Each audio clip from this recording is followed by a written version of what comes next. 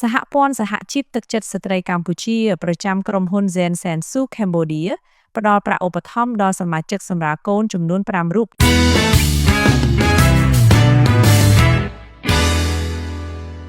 នៅថ្ងៃទី13ខែសីហាឆ្នាំ2026ក្រោមការអនុញ្ញាតពីលោកស្រីហ៊ុនរស្មីប្រធានសហព័ន្ធសហជីពទឹកចិត្តស្ត្រីកម្ពុជាប្រចាំក្រុមហ៊ុន Zen Sensu Cambodia Icor ដែលមានអាសយដ្ឋាននៅភូមិព្រះម្លប់ឃុំភារីមានជ័យស្រុកបរសេតខេត្តកំពង់ស្ពឺបានរៀបចំផ្ដល់ប្រាក់ឧបត្ថម្ភសរុបចំនួន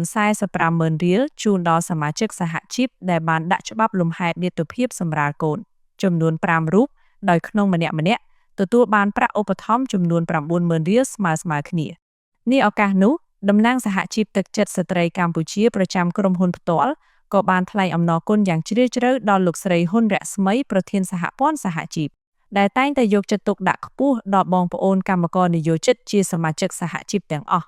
និងសូមជូនពរឲ្យបងប្អូនគ្រប់គ្នាជួបប្រទះតែសេចក្តីសុខសេចក្តីចម្រើននិងមានសុខភាពល្អបរិបូរណ៍